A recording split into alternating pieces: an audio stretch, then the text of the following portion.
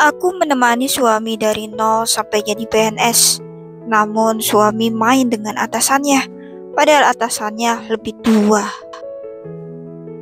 Bab 4, judul Terputusnya Tali Akad, penulis Rival Ramadan. Suamiku dan Bu Sukma berangkat dan pulang bersama untuk menuju kampus mereka. Mungkin mereka berawal dari satu mobil, saling curhat satu sama lain, sehingga Bu Sukma merasa ada kenyamanan di hatinya ketika bersama suamiku. Mungkin juga sikap suaminya tidak selembut suamiku, sehingga menginginkan suatu hal yang lebih dari suamiku. Bukan hanya sebatas teman atau sebatas bawahan dan atasan, tetapi menginginkan suamiku menjadi pasangan hidupnya. Jika pemikiranku dengan pemikirannya benar sama, sungguh dia tidak mencintai dirinya sendiri. Kenapa? Jika dia mencintai dirinya sendiri, maka dia tidak akan berbuat dosa dengan menjadi pelakor dalam rumah tanggaku. Hari ini tanggal 25 Oktober, setelah suamiku pulang dari tugas keluar kota, aku melihat dengan mata kepalaku sendiri suamiku sedang berjumbu dengan Bu Sukma di dalam mobilnya. Mereka tidak sadar ada sepasang mata sedang melihat kelakuan bejat mereka di dalam mobil. Bu Sukma seakan menikmati cumbuan dan belayan dari suamiku. Allahu, ini sungguh menyakitkan aku.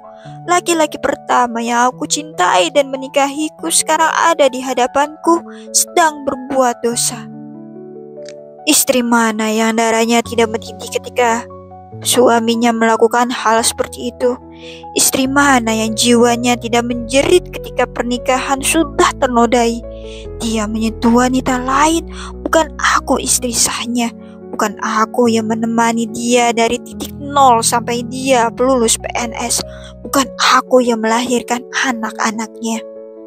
Aku tidak tahan lagi melihat kelakuan binatang mereka.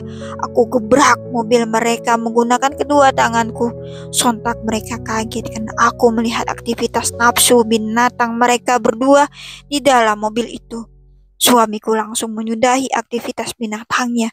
Dia langsung membuka pintu mobil dan menarik paksa tanganku, lalu dibawa menuju di dalam rumah. Saat itu rumah sedang sepi. Cia sedang sekolah. Caca dan Adam sedang main di rumah teman mereka. Apa-apaan kamu berbuat mesum di dalam mobil? Aku gak cukup untukmu, hah? Aku berteriak menantangnya dengan mata menatap penuh amarah. Kenapa memangnya, hah? Aku menyukainya, jawab suamiku dengan mata menatap tajam ke arahku. Apa? Kamu menyukainya? Gak ingat kamu sudah punya anak dan istri? Gak mikir juga pelakor itu punya suami dan anak? Buta kamu? Atau hilang ingatan? Emosiku meluap dengan kejadian itu. Jangan ngomong seperti itu tentang dia. Aku mencintainya. Suamiku membentak aku dan mengatakan kalimat yang membuat hatiku hancur. Apa? Mencintainya? Buta matamu, wanita tua dicintai. Itu bukan cinta tapi nafsu campur obsesi. Kamu membelikan dia tas harga 5 juta itu kan, lipstik di pundak, baju kemejamu itu, bibir pelakor itu kan. Tega kamu menodai pernikahan kita. Iya, aku memberikan itu kepadanya, wanita yang aku cintai. Aku lebih nyaman dekat dengan dia daripada denganmu. Kenapa memangnya, hah? Apa? Tega kamu berbuat ini denganku? Aku yang menemanimu dari nol dan sekarang kamu memuji pelakor itu. Gak waras kamu. Terserah dengan pemikiranmu, aku tidak peduli dengan itu. Aku tidak mau beradu bacot denganmu. Apapun yang aku lakukan itu bukan urusanmu. Suamiku keluar rumah dengan membanting pintu. Entahlah kemana dia, karena saat ini masih jam kerja. Kemungkinan kembali ke kantor atau berjumpa lagi dengan pelakor itu.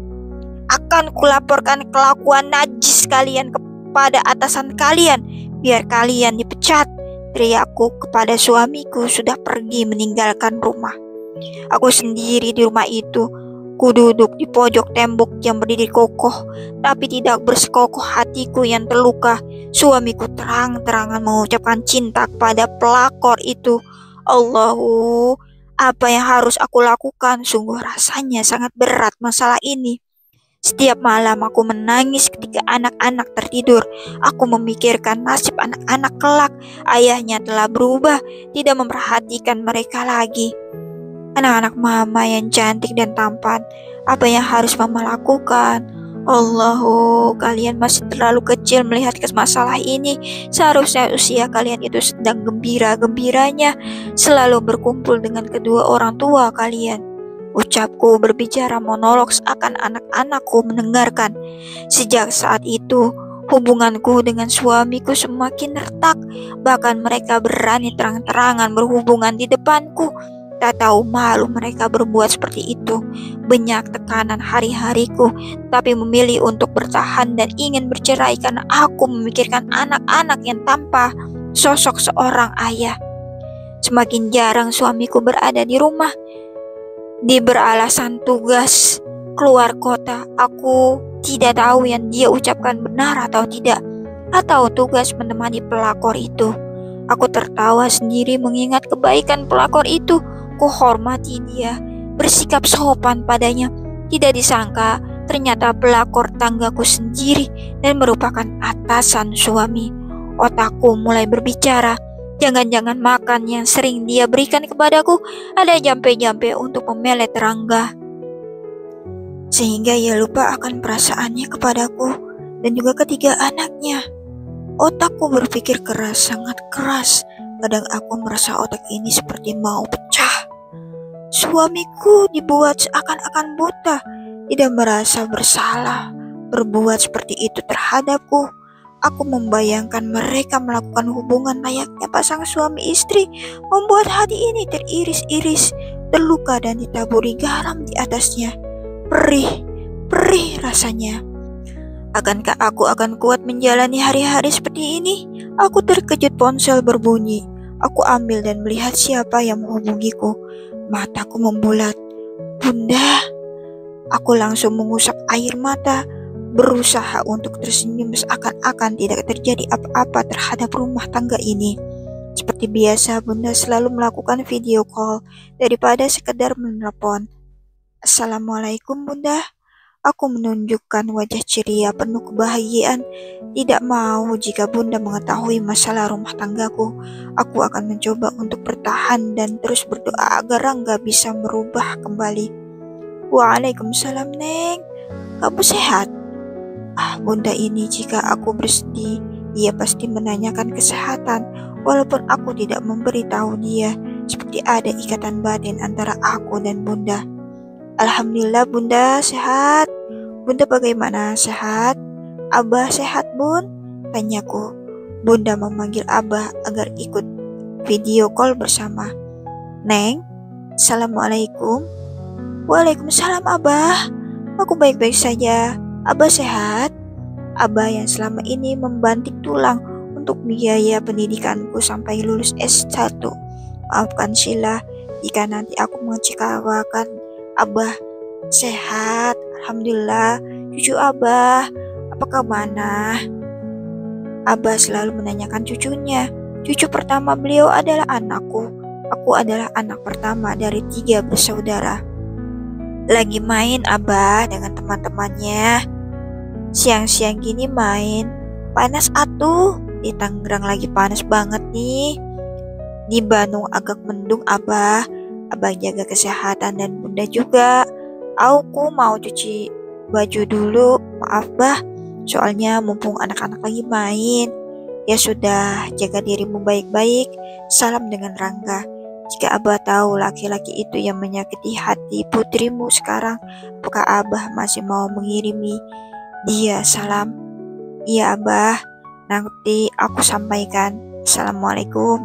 Waalaikumsalam. Aku menutupi masalahku. Biarlah hanya aku yang merasakan ini.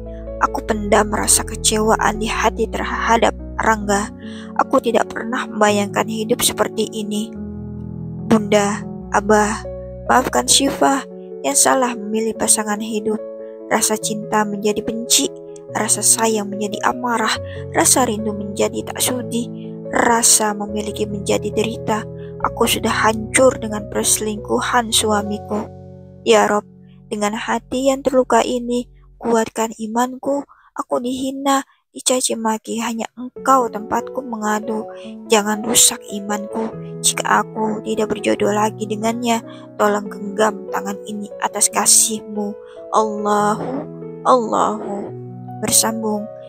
Baca selengkapnya di aplikasi KBM App. Kisah ini diangkat dari kisah nyata.